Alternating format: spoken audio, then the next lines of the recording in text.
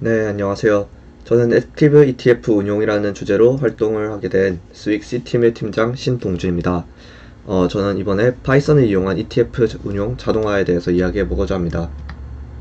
먼저 목차입니다. 간단한 로드맵을 설명드리고 그 이후 파이썬 학습 계획과 마지막으로 파이썬 설치 계획과 편집기 설치까지 이번 주차에 해보고자 합니다. 먼저 로드맵은 우리가 최종적으로 무엇을 할 건가에 대한 이야기입니다. 먼저 큰 틀이 잡혀야 뒤에 거를 이제 이해가 수월할 거기 때문에 먼저 큰 틀에서 살펴보도록 하겠습니다.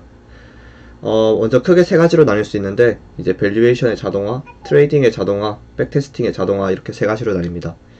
이제 세부적인 계획 같은 건 바뀔 수 있지만 일단 당장 파이썬이 할 큰 세 가지는 변동이 없을 것으로 생각됩니다.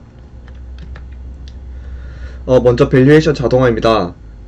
일단 이제 파이썬을 다루는 부분에서는 이제 정성적인 부분보다는 정량적인 부분을 주로 다루게 될 것입니다.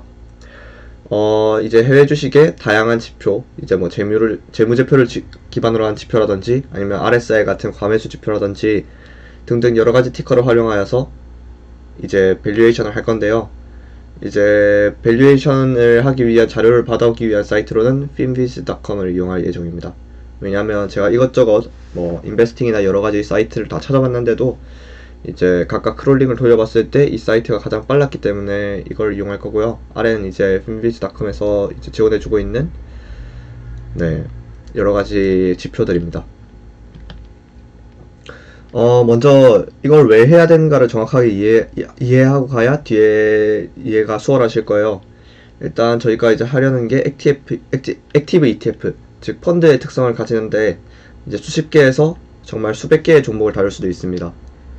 최근 유명한 이제 펀드 액티브 ETF 회사인 아크사에서 운영하는 뭐 ARKK라든지 그런 ETF만 봐도 80여 개의 종목이 포트폴리오 상에서 운영되고 있는데 그 80여 개를 매수하기 위해서는 정말 수백 개의 종목을 분석해야 그 중에서 마음에 드는 80개를 편입시킬 수 있었을 겁니다. 이제 당장 포트폴리오에 있는 종목이 아니라도 실제로 감시를 해야 되기 때문에 이제 저희가 사람이 정말 많다면은 그 수백 개를 다 쳐낼 수 있겠지만은 손으로, 하지만 저희는 8명이고 어느 세월에 그걸 다 밸류에이션 하겠습니까? 그래서 그 밸류에이션을 자동화 해보자는 게 저희 첫 번째 목표이고요. 물론 이제 정말 펀드 회사 같은 데는 이제 인원을 많이 쓰면서 뭐 다 돈을 주면서 이제 펀드 매니저들이 그걸 분석할 것입니다. 하지만 저희는 이제 그럴 수가 없기 때문에 정성적인 부분들을 이제 포함해서 저희가 감시 목록을 산업군별로 만들고 그 목록 안에서 정량적으로 운영하자는 게 저희의 모토입니다. 그리고 제가 이제 돌려봤는데 우리는 이제 성능적인 한계가 있습니다. 컴퓨터가 아무리 빠르다 할지라도 예를 들어서 1초에 한 개씩 종목을 가져올 수 있다면 100개만 할 때도 100초고 뭐 더 많아지면 시간이 훨씬 몇 분 단위로 걸리기 때문에 이제 저희가 자동화를 시킬 건데 그 정도는 적당하지 않다고 생각했고, 이건 약간 파이썬의 한계일 수도 있지만 파이썬이 일단 저희가 가장 운영하기 쉬운 툴로 잡았기 때문에 몇백 개보다는 한 몇십 개 정도의 종목을 운영할 생각입니다. 다음은 트레이딩의 자동화입니다. 이제 앞에 밸류에이션을 한 종목들을 감시하다가 우리가 지정한 시그널이나 조건들이 나왔을 때 해당 종목을 매도하는 것입니다. 가상의 돈 N1으로 포트폴리오를 구성한다고 보면 되고, 해외 주식 같은 경우에는 이제 크롤링을 통해서 엑셀의 포트폴리오를 구성하는 방식이 되겠지만, 만약에라도 국내 주식을 하게 된다면 이제 API라는 게 있어요. 그 개념은 이제 추후에 설명해 드릴 건데, 간단하게 말하면 이제 증권사에서 모의 투자 같은 거를 도와주기 위해서 매도 신호만 증권사에 흘려 보내주면은 이제 자동으로 증권사에서 우리가 구현해야 될 부분을 미리 구현해 놓은 시스템을 이용할 수 있다 생각하시면 편해요. 자세한 API에 대한 부분은 제가 나중에 따로 설명해 드리도록 하겠습니다.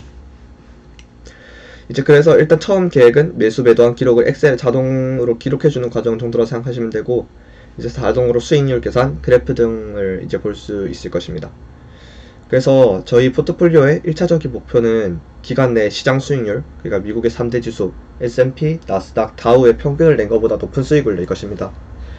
이제 시장이 오를 때는 예를 들어서 미국의 시장 수익률이 뭐 4% 올랐다 하면 저희 컴퍼니에서는 7%의 수익을 내는 것이 목표고, 시장 수익률이 뭐 마이너스 3%라고 하면은 이제 우리는 마이너스 2% 정도의 손실만 보는 것이 첫 번째 목표입니다.